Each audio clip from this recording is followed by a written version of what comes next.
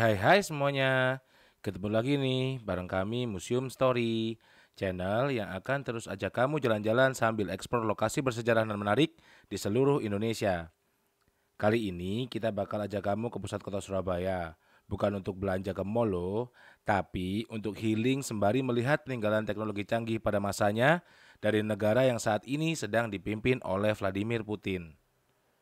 Nah, yang lagi suntuk banget sama kerjaan kantor dan lagi pengen jalan-jalan murah santai bersama keluarga, pacar, gebetan, calon istri, FWB-an, atau bahkan sang mantan, bisa banget nih muter-muter kota Surabaya dan mampir ke lokasi yang menarik satu ini. Ini dia Monumen Kapal Selam.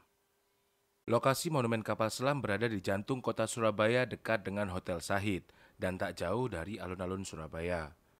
Untuk sampai di Monumen Kapal Selam, kamu bisa menggunakan kendaraan pribadi, contohnya seperti sepeda motor.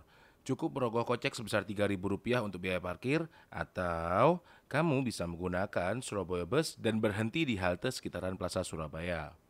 Monumen Kapal Selam nampak megah di sebelah Sungai Kalimas. Sampai di lokasi, kamu bisa memarkirkan sepeda motor di bagian depan lokasi monumen. Selanjutnya, kamu bisa pergi ke loket untuk membeli tiket masuk ke wilayah Monumen Kapal Selam. Setidaknya, terdapat dua tempat menarik yang bisa kamu datangi sebelum memasuki kapal selam, yakni kolam renang dan ruang diorama. Harga tiket masuk di lokasi Monumen Kapal Selam ini juga sangat murah loh, hanya 15.000. Monumen Kapal Selam ini letak pastinya adalah di Jalan Pemuda, Kecamatan Genteng, Surabaya, Jawa Timur. Bukanya juga sangat pagi loh, yakni di jam 8 pagi. Monumen Kapal Selam menampilkan KRI Pasopati dengan nomor lambung 410 yang kemudian dinas awal di TNI AL pada 15 Desember 1962.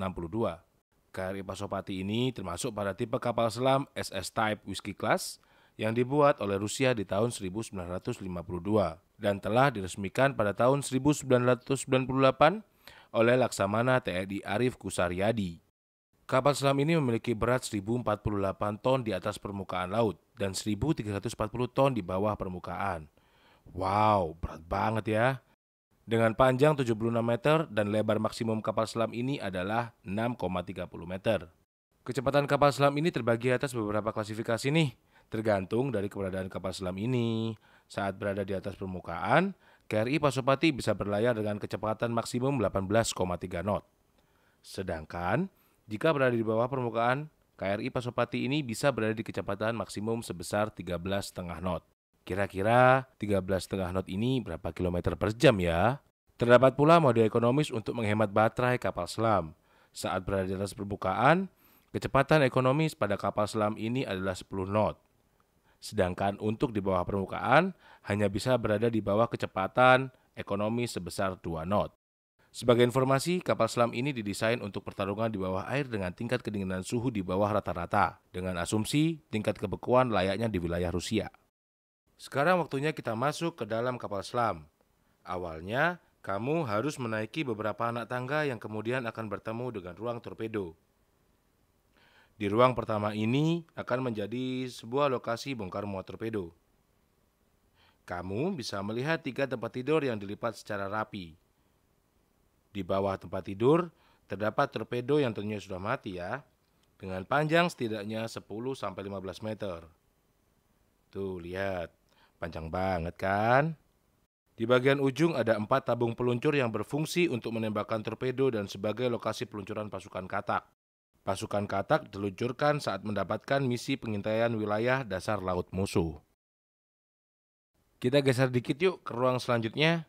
Di sini terdapat beberapa tempat tidur sebagai lokasi beristirahat para anak buah kapal Bintara dan Tamtama. Saat kamu menoleh ke sebelah kiri, terpampang deretan foto-foto pejabat komandan KRI Pasopati 410.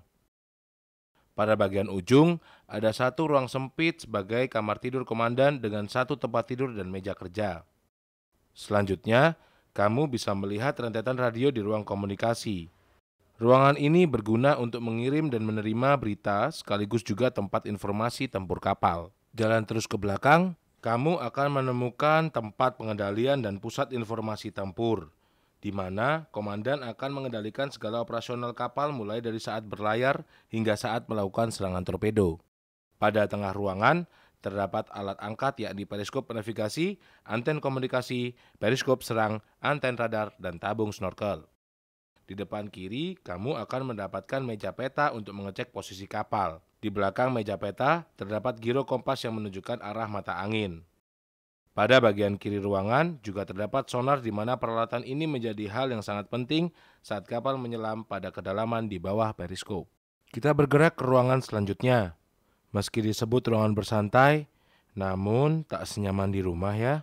Terdapat tempat tidur, ruang makan hingga dapur dan gudang pada ruangan ini. Selain itu, juga ada kompresor udara untuk mengisi udara tekanan tinggi. Di belakang ruang, terdapat ruang baterai grup 2 dengan jumlah 210 sel. Saat perang terjadi, pintu antar ruang harus tertutup rapat dan kedap. Beranjak ke ruang selanjutnya, kamu bakal melihat sebuah ruang yang berisikan 2 buah motor listrik atau generator pokok. Motor listrik ini memiliki fungsi ganda, di mana saat diputar menggunakan tenaga listrik dari baterai, maka akan berfungsi sebagai motor penggerak propeller. Namun, saat diputar menggunakan diesel, maka akan berfungsi untuk pengisian baterai. Saat ini kita berada di bagian belakang kapal selam yang disebut sebagai ruang buritan. Di dalamnya terdapat 2 peluncur torpedo dan pintu keluar masuk kapal selam menuju anjungan kapal. Setelah puas menjelajahi bagian dalam kapal selam, waktunya kamu menuju ke ruang diorama. Pada ruangan ini, kamu cukup duduk bersantai sembari menyaksikan dokumentasi sejarah terbuatnya kapal selam, hingga mengetahui semangat TNI Angkatan Laut dalam bertugas mempertahankan keamanan negara Kesatuan Republik Indonesia. Sesudah perjalanan kita melihat canggihnya kapal selam buatan negara Rusia ini. Meski sudah lama dibuat, ternyata kapal selam ini pernah dilibatkan pada pertempuran Laut Aru untuk membebaskan Irian Barat dari kependudukan Belanda. Kalian tahu nggak, ada cerita unik loh di balik hadirnya monumen kapal selam ini. Pada suatu malam, Pak Derajat Budianto yang merupakan mantan KKM KRI Pasopati 410 dan juga mantan KKM KRI Cakra 401 bermimpi diperintahkan oleh KSAL untuk membawa kapal selam ini melayari Kalimas. Ternyata mimpi itu menjadi kenyataan. Dia ditugaskan untuk memajang kapal selam di samping Surabaya Plaza. Caranya dengan memotong kapal selam ini menjadi beberapa bagian yang kemudian diangkut ke darat, lalu dirangkai dan disambung kembali menjadi kapal selam yang utuh. Gimana nih?